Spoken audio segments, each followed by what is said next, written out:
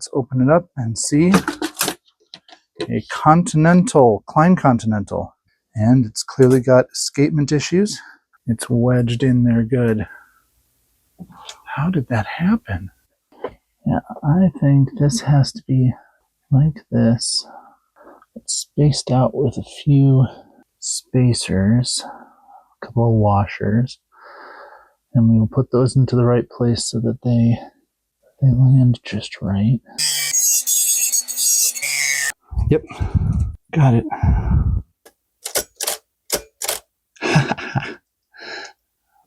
Oh man, am I gonna save this? This has got to be my craziest save ever, right? It's just not working. Really would be nice if I could release this. This is the carriage release. But we've made a really disturbing discovery, which is it tips towards the back to come off of the star wheel, which means in this case it's pushing it into that main star, which I believe means I have the star wheel on backwards. And if the star wheel's on backwards, then my alignment's completely wrong. But I truly don't see how I can make this star wheel engage correctly facing the other way. I dare say that's working just about exactly right. All right, I'll talk to my guy in Finland. For the moment, we're going to put it back on the shelf, I guess. Defeat from the jaws of victory.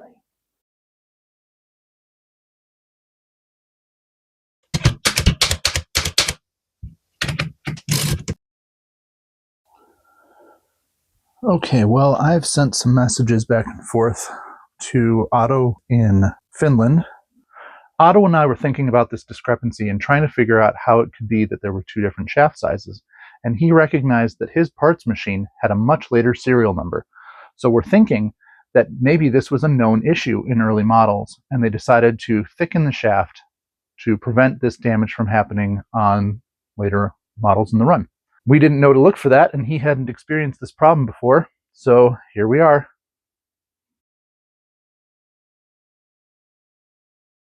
These spacers are not supposed to be here. And I guess that makes sense, because why would you build a machine that immediately would need spacers to get this to the right place?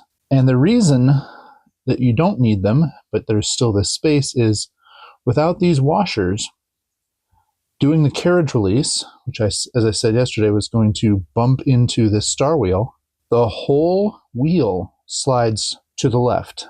And it makes sense that it could do that. And so what we're going to do is we're going to try it by taking those spacers out and seeing if instead it will then function correctly. Wouldn't that be cool? So we're just going to do it exactly like we had before. But this time, not include those back three washers.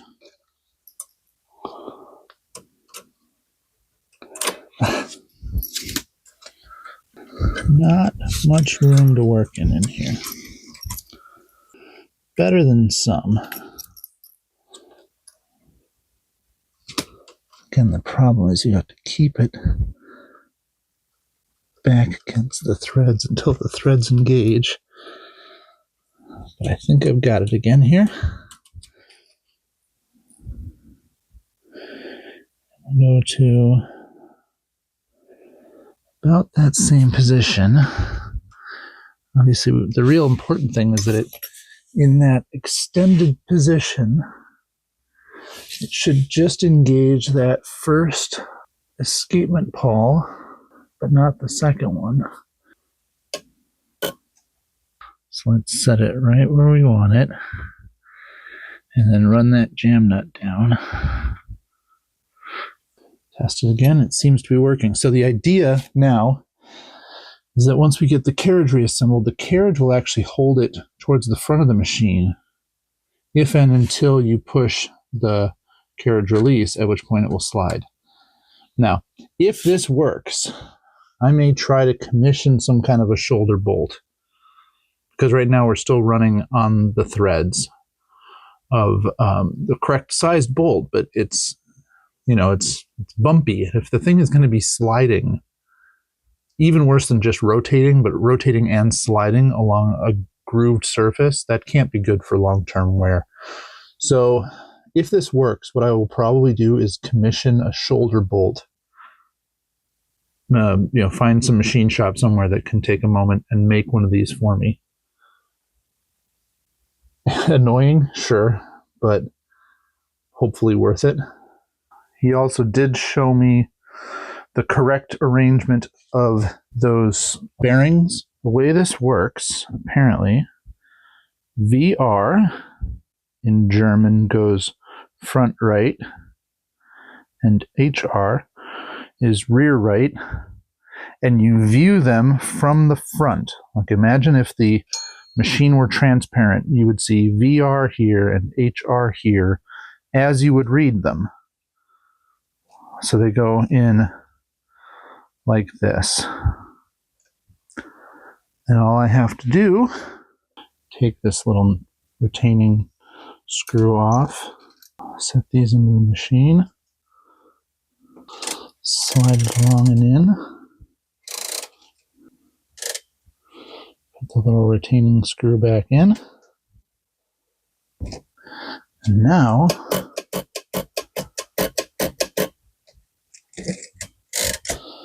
guys,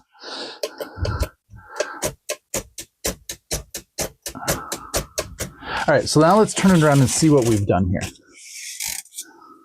You see how that escapement rack kind of fills up that entire pinion gear, and then it pushes it completely out of the way in order to move. And when it pushes that gear, moving that gear back moves it away from the escapement pawls so that it spins freely.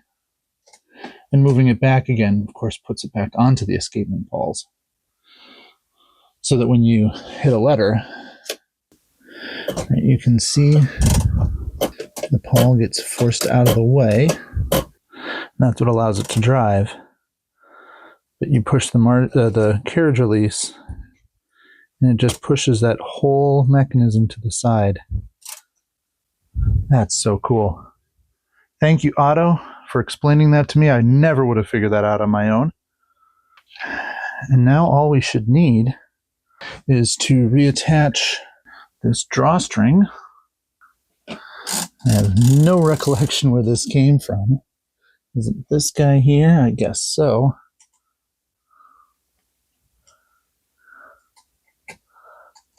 Oh, you jerk. All right, I guess I'm fishing a line through here. It's almost easier at this point just to take the carriage off again and feed it through the correct way. Fine. Let's just do that. Almost feels like there's some kind of an internal ratchet going on here, because that's got some tension now. Is it enough? I don't know. But there's tension on that.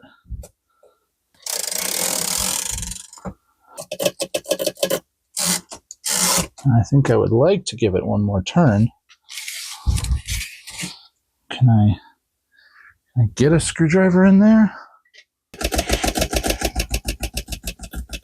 This does work. It gets a little lazy by the end. I don't see any way you would get in there, though. Really getting tired of taking this carriage off, but it almost makes me want to again. All right, fine. One more time. Getting pretty good at it. The spring feels good, but the spring, tension adding mechanism doesn't seem to be so good. Oh boy, that's a lot of tension. All right, so whatever that little ratchet internally is doing, it's really putting a lot of tension on it. So I think I just don't understand what there's some internal ratchet going on in there.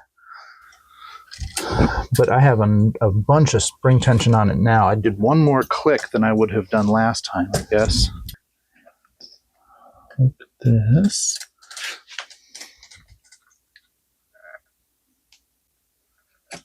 Yep, that's good. Oh boy. Oh, we have a working escapement. Oh my goodness. All right, we'll do a big clean. I was not confident in this machine. Oh, such a weight lifted. Now we're pretty much to machines as usual. We'll give it a scrub, we'll give it an alignment, we'll give it whatever it wants. Let's get this guy over the finish line.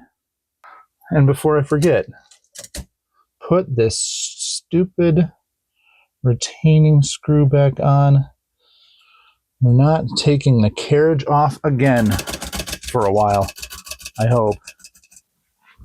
Well, then off camera I did it again because I wanted to take that front washer out of the shaft because I was worried about it sliding, and when it would slide, I was worried it would catch on one of those threads.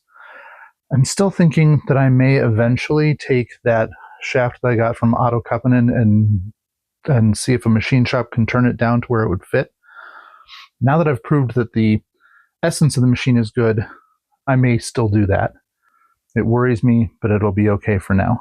Anyway, it lets me move on to the next phase of the project. If I press the shift key, the shift lock engages all by itself, and then will not release until I lift it up with my, the back side of the key. And I think it's pretty clear that that's caused by this little spring down there being stretched out. So we will want to fix that. And then, of course, we need to clean everything.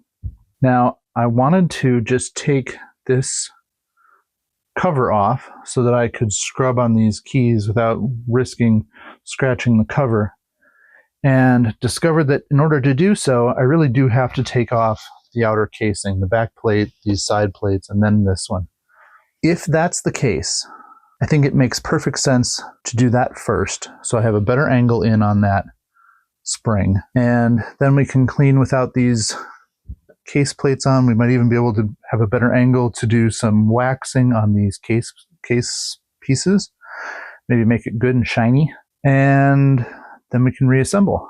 We'll probably also need to take off the Platen, but we'll get to that after we get to the case. So let's open the case up. I'm probably just going to do it quickly. I think it's these 4 screws underneath, the 4 screws in the back, the 2 on the sides here. That should do it, I think. So let's get going.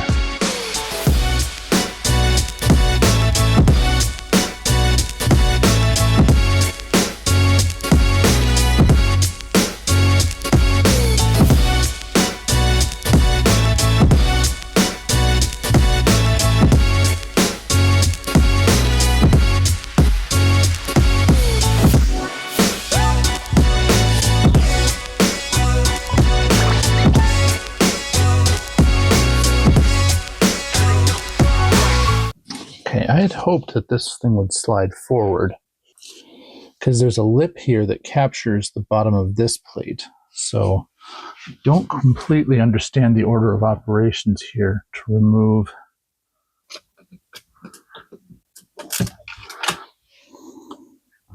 Well, the fabric here is still really good.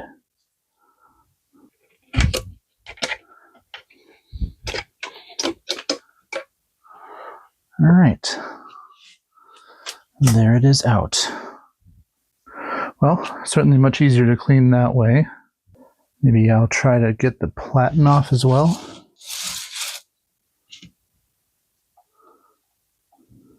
I don't know what that set screw does.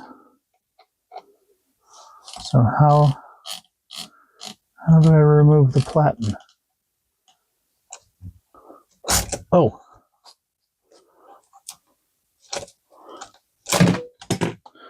Okay, so it was retaining. There is this sliding piece here. That's how far it can slide to actuate the tension release. Excellent. Okay, now we're getting somewhere. There's definitely some grooving here in this Platen. definitely feel texture. I was really assuming I was going to get in here and these feed rollers would be somehow misshapen. Honestly, they don't feel too bad.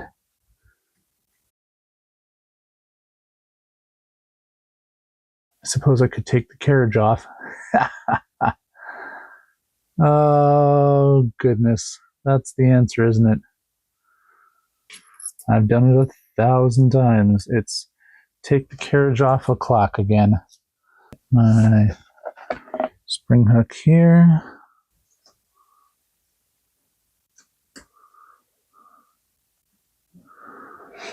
Okay. Take the carriage all the way off.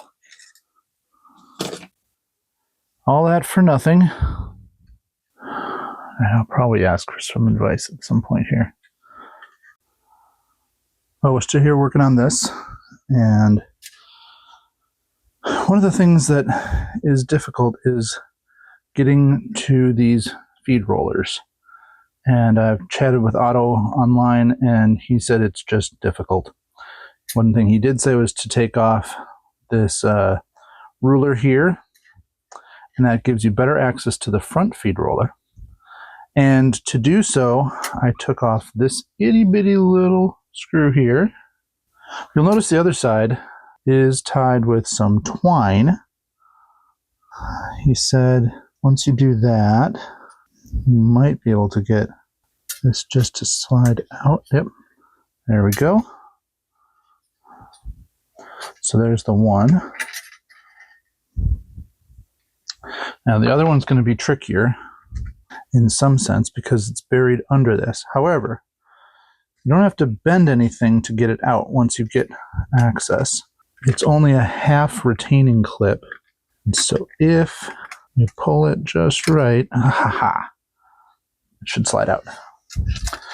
So just like that. Oh, and my twine just broke. So it's tiny, but I got that little screw put back in there. So I guess for the moment, why don't we work on cleaning the rollers, cleaning the platen. Simple green. Best place to start. I think we're probably going to end up wet sanding this one a little bit because it's got quite a funky shape to it. There's a lot of texture in here, and I don't think that's intentional. I wonder what a little wet sand will do. Plus, there are at least a few spots right there I want to try to soften. Just some water. Wipe the soap off. Let's get a piece of 1500 grit automotive wet sand paper.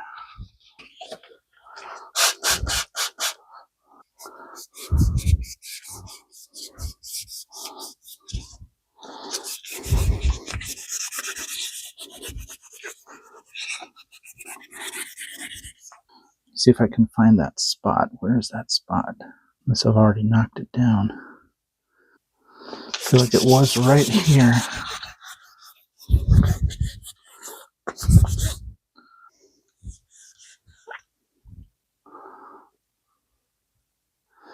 Yep, there's that spot.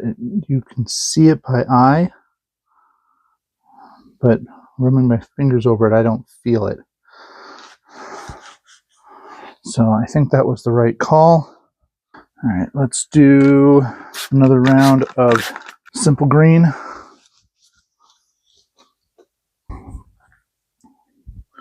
Still got plenty off that time. And then one more with water. And we'll call that good. All right, got the feed rollers done too. Bring those off to the side. Did a quick wet sand on this shaft here. Nothing special there. Did a wipe on this guy.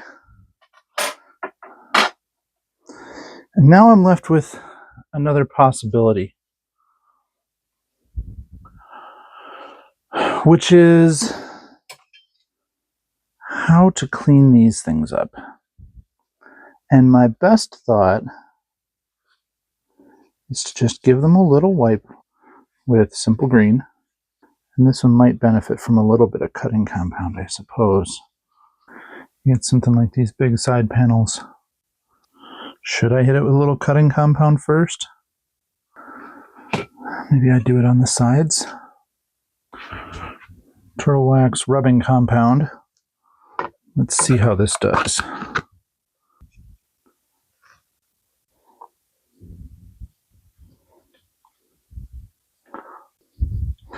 The idea of rubbing compound or cutting compound is to try to buff out some of those little scratches, and by doing so, I mean, this is an abrasive cleaner.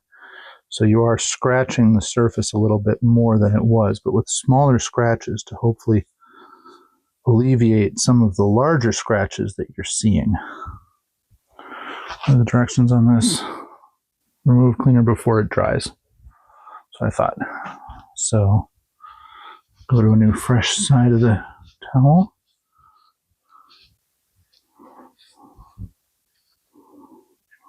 I dare say that looks a little better than it did before. Looks great on camera. In person, you can still see some imperfections, but I would say it looks better than this side, which is really what we're going for, because that's the side that we're doing next. Now we get to the hard part. So I'm only going to do this right up to the logo and above. All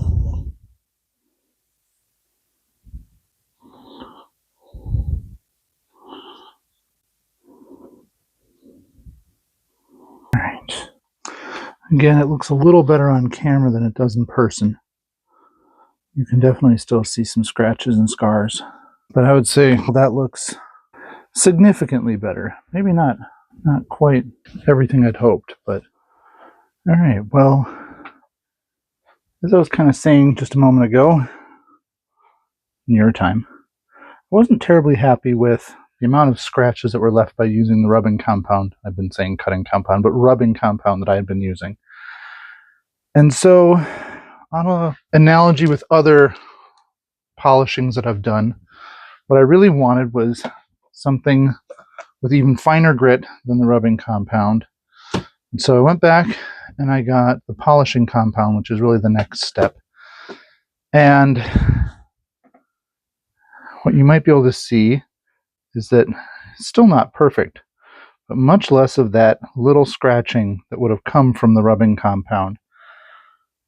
And so I just did this one back plate as a test. I think it looks a little bit better. And now that I've done that, I will show you what I did by doing it on this front plate. See if I can show you a good example of the scratching that I see and that I want to clean up. See these little scratches here? Like right here. See those little scratches? Those are left over from the rubbing compound. And so what we're going to do is we're going to take the polishing compound, which again is finer grit. So we take a little bit, and we're going to start from one side. Again, we're going to stay away from any decals. And the directions on this specifically say to go in a side-to-side motion, because here we're trying to get a final finish. So you want all of the polishing to happen in the same direction.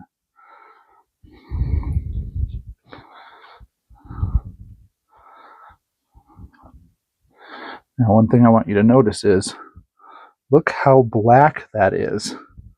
Now, my understanding is that's actually taking off a little bit of the paint, because what you're doing is you're smoothing the paint out.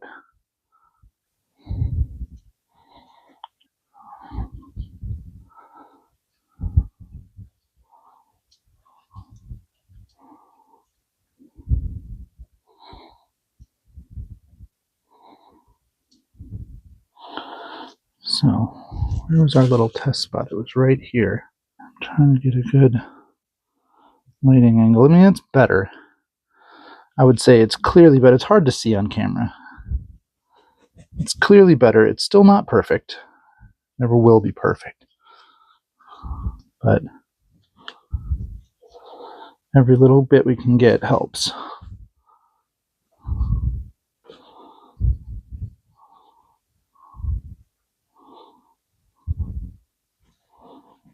And what you're doing when you're doing this is you're taking off a little bit of that original paint. So you don't want to do this too much. You do this enough, eventually this will break through to the metal or any primer or something that's underneath the paint. So you got to be a little careful, and also got to be sure you're using a clean towel. I'm rotating around this towel. Probably I won't use this one for the next pieces, honestly. This one is already hard to find places that don't already have material onto it. Anything you grind from the towel into the piece will scratch the piece. So, still not perfect. I would say it's a bit better than it was before.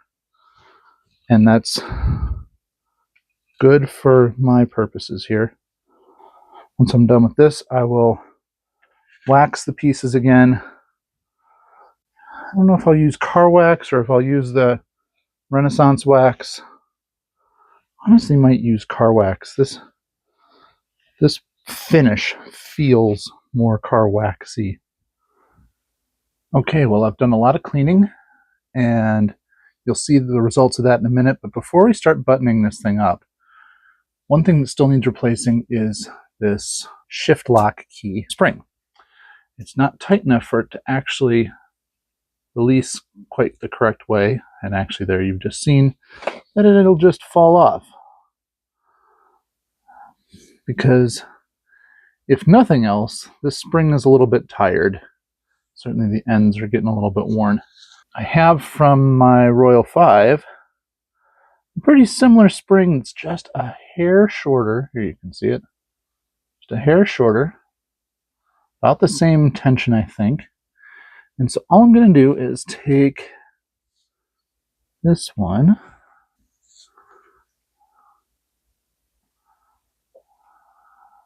Over there. Now you can see there's a little bit of... Oh. It's not supposed to go around. It is supposed to go through. That's why it does just fall off. In which case... Come on, go all the way in there.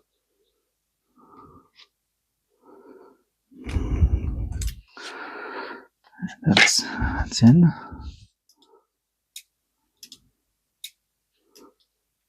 I think that's good. And so, it's back on with the body. Now, I won't say I was the most successful at this the first time around, taking it out. I did talk with Otto, and he confirmed that you do have to just sort of bend it out. So we're going to do the same thing here.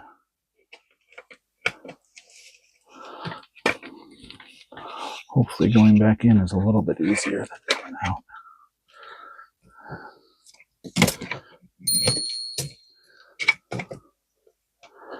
And I think, indeed, it has been so. I think that's about right. Let me get my screws. I'm just going to try to do this from below while watching from above. Why is this so hard? This shouldn't be the hard part. It is definitely drifting on me. I need to have the screwdriver in order to be able to turn it. I need to not have the screwdriver in order to be able to align it. As you might imagine, those two don't play together real well.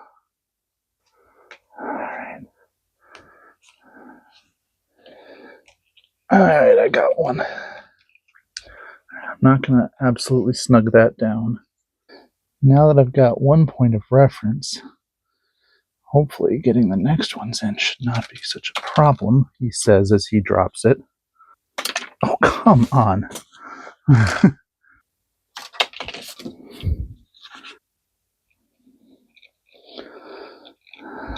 we go. Now that I have two, I should be able to get the others.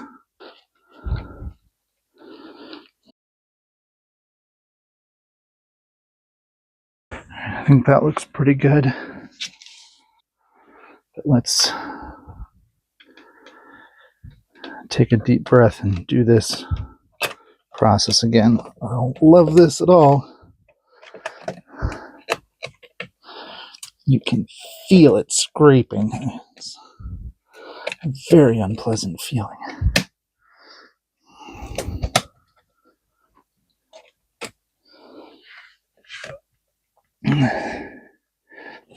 Gotta be in front of that clearly. All right. Ooh, that is just a really unpleasant process. Got my 4 screws to hold the top. I have one more that goes on the bottom. Let's do that first. And the reason I did fitting that side in first is this side of the frame over here really looks like I have to pull it in quite tight in order to get this last screw in here. God, I really want to start these by hand. Why do they just refuse to be started by hand? Whatever the reason, definitely do. I don't understand what these are made of, or the thread pitch or something, but these are the hardest to start screws I maybe have ever had to do. This is more difficult than this has to be. I would write them a nasty letter. Like a beveled end on these screws, maybe. A little chamfer inside of this.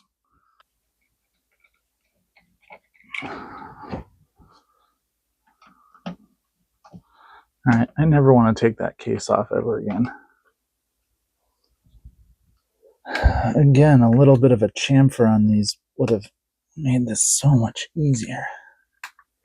It does not give any impression that it's going until it's going. Which of course it is still not doing. There we go. There, I got it.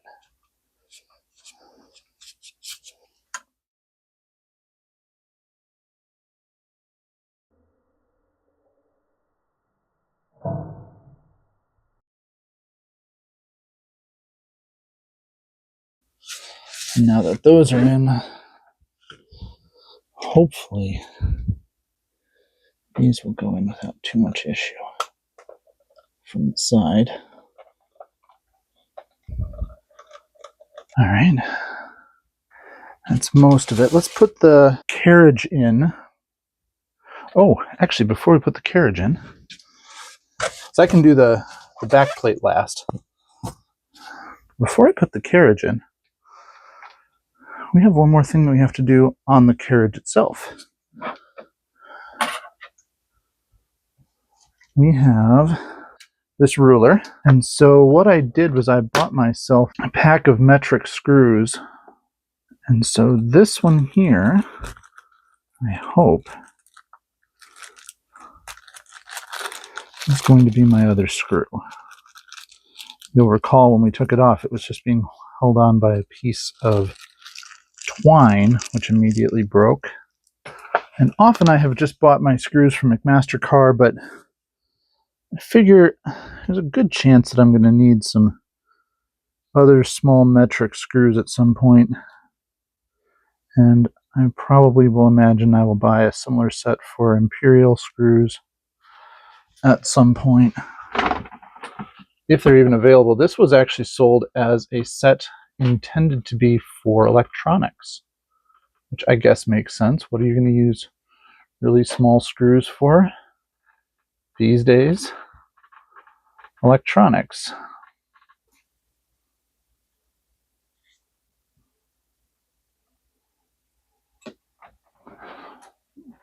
Now these have some adjustment built into them, and that's to align it with your actual margin rails. Was I wrong here? Is this not M2.5?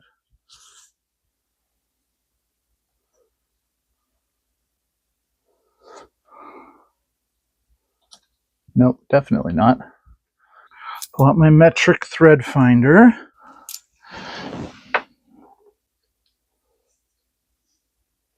Yeah, that feels right. It's an M2. So let's put this back. Now, yes, this is a Phillips. Could not find a set of flatheads, so this will be recognizable. This is not original. But it will function, and that's the main point. All right, time to put the carriage in, I hope for the last time.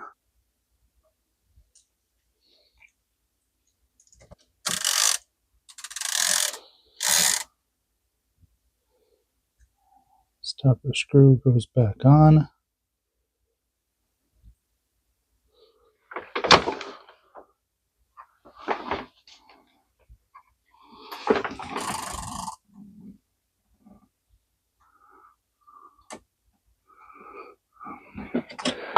And there we go. We should, in theory, now have a Continental,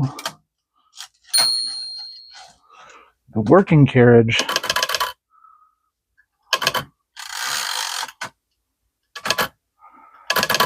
and now back plate.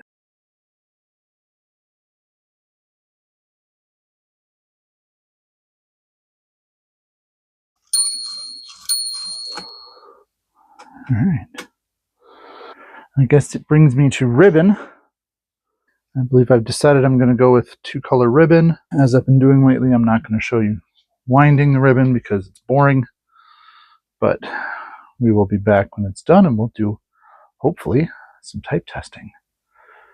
Wow, this has been a long run, but we're getting so close. There's one more thing I want to do to the case. There is a member of the typewriter community who goes by the screen name of Blind Assassin who makes his own leather typewriter case handles. You can just tell him what size you need and he will fabricate them for you. One other nice thing is that though these look like rivets on the side, on this side they have screws. So these are what are called Chicago bolts. And we should just be able to unscrew this.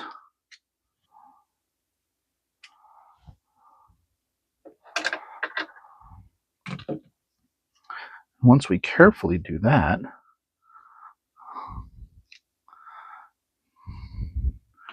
we can just slip these into the existing hardware if you trust it, which I think I do on this one. Not sure what on everything. Push it all back through.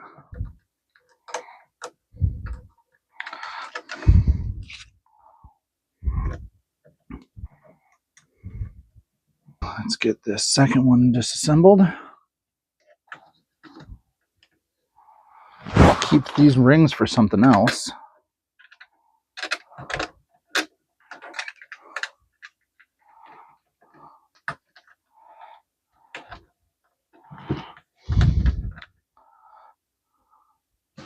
Let's see, what angle can I get in here?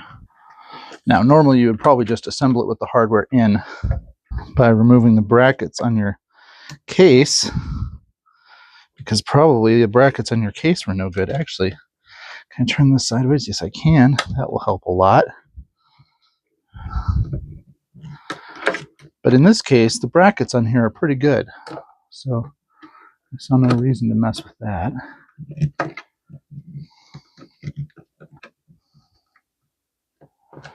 Drive that home, drive this one home.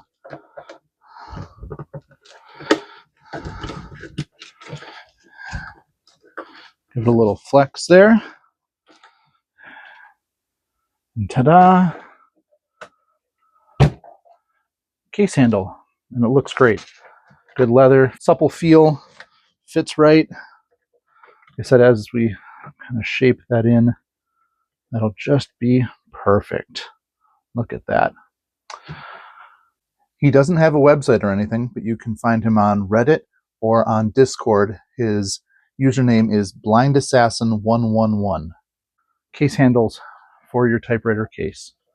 Custom case handles, I should even say. Thank you, Blind Assassin. All right, let's go wrap this one up.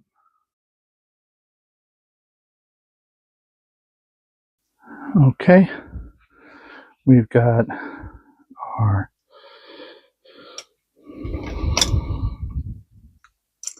our spools here.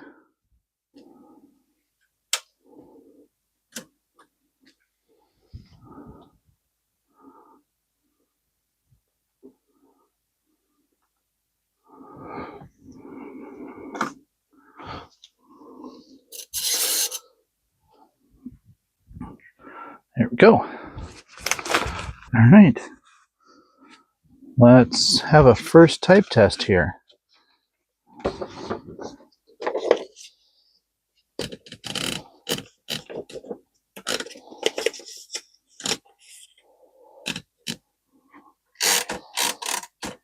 Know where my margins are. I'm just interested in seeing this work. Oh, that's slow.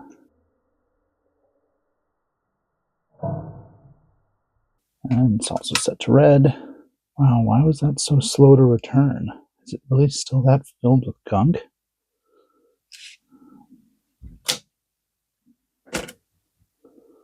I gave it what I thought was a pretty thorough clean.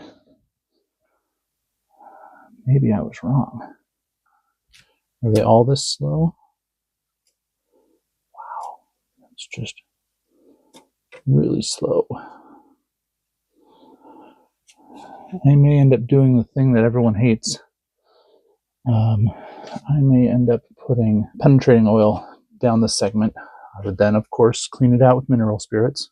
I've already scrubbed with mineral spirits, but obviously I didn't get down into the segment. And if that's really full of gunk, we may want to do that. A little PB blaster and a dropper.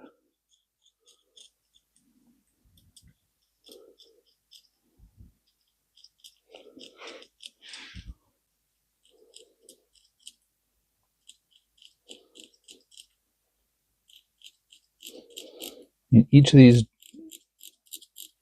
presses I'm doing is like one drop of PB blaster that I'm then spreading across 5 or 6 key bars. So if you're all clutching your pearls saying, oh, covered in oil, a little bit, yes, but only a little bit.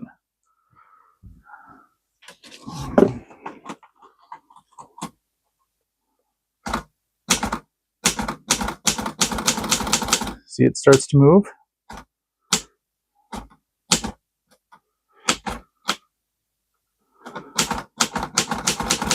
You work that PB blaster in there. Oh, that's tight.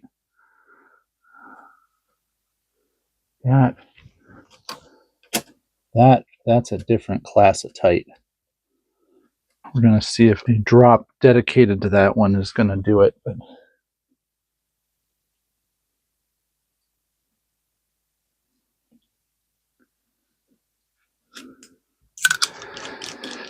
this feels actually tight, not just dirty.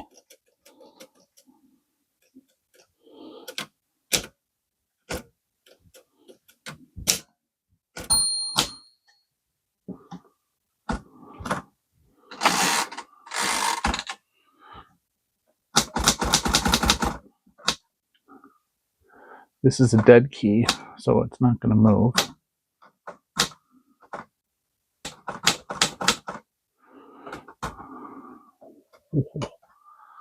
Whoa. Again, very tight. You know what? I'm going whole hog here.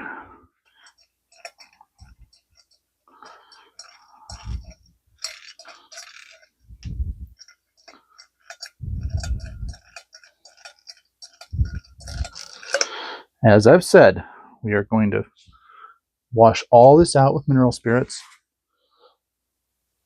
At this point, though, I do want to put down some paper because I want to be able to collect this and throw it out.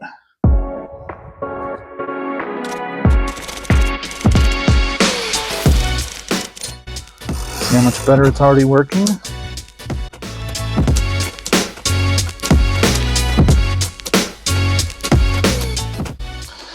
This is the one that was really tight before, so this is really gonna need a lot of work to get that one in.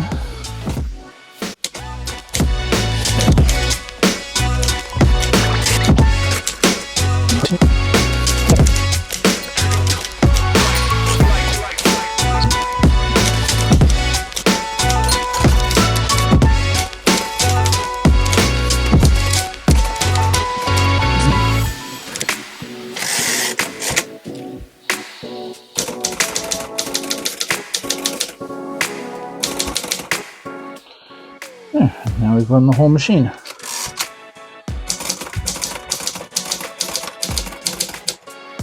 Eight is still my worst one, I think.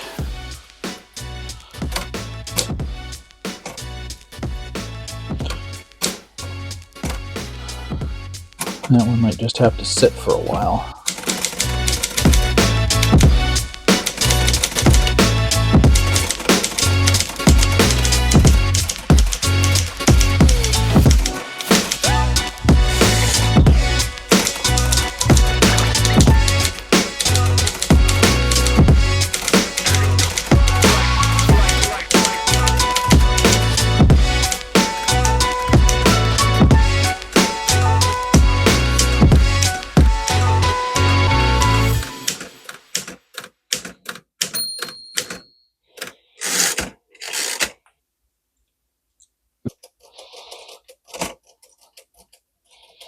It's feeling a lot better than it was. Just have to get it over whatever little hump is left. There might be actually some material in there maybe. So maybe actually the act of cleaning these out might... It's starting to go. A whole mess of PB Blaster later. It's at least feeling a lot better. I may let this sit overnight like this before I clean it out. In fact, I may let it sit overnight and then still give it a little bit more in the morning, run it through a couple more times, and then clean it out.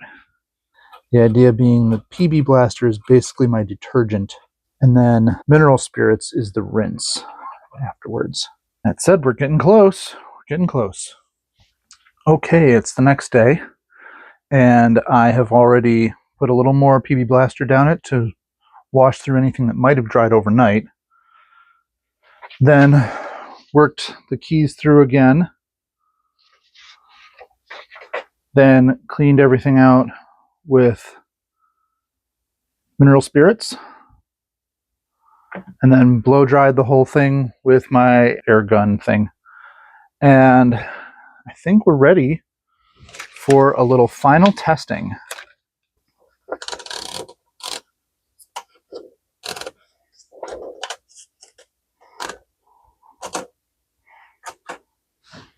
Let's see, this is a 1939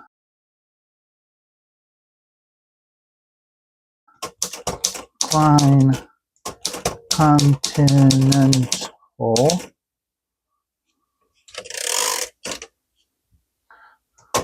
serial number.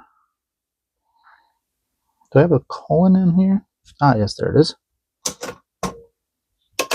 Serial number R029592.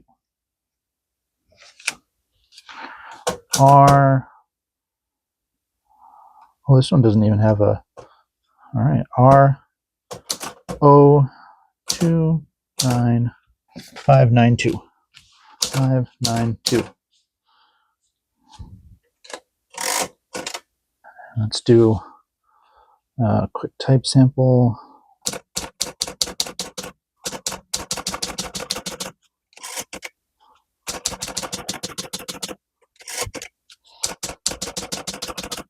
And we put on the caps lock, which now works.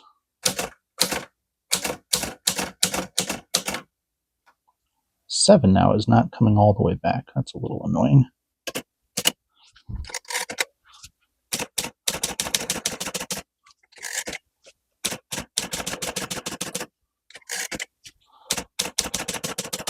And as we fixed, we can turn the caps lock off all by itself. Shift lock. Umschalter. Feststaller. So there's the Klein Continental. Let's do, just because we always do it, hello and welcome to Dynamically Typed. Actually, I want an exclamation point, and we actually have one on here, so let's use it.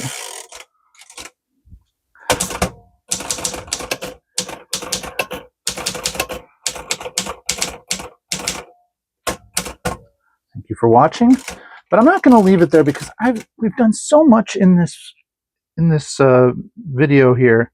I want to just revisit a little bit of what we did. We did the star wheel in the back and the star wheel shaft, which was maybe the weirdest problem I've had to deal with yet. Took the carriage off I don't know how many times. I'm probably an expert on that now. Not that anyone needs to be an expert on that. We did the feet. Do you remember how long ago that was? We did feet. Grab this case. We did. Let's move the machine out of the way. The case was an early feature of this one. We bent this guy back and we put some metal epoxy on here. I don't know that this epoxy is holding real well, but it's okay.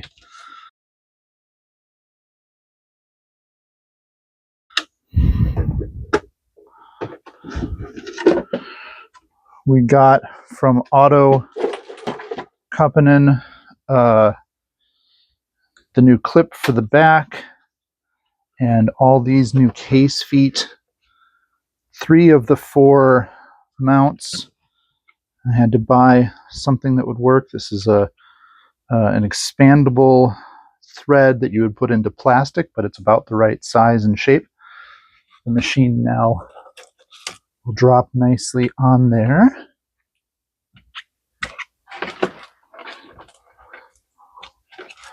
And if we look from the side, you can see how the machine drops nicely onto there.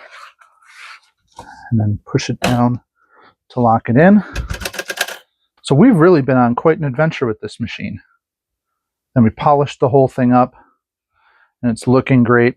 I'm incredibly proud of this process. So again, thank you so much for watching. Thank you for watching all my videos, and we will see you next time.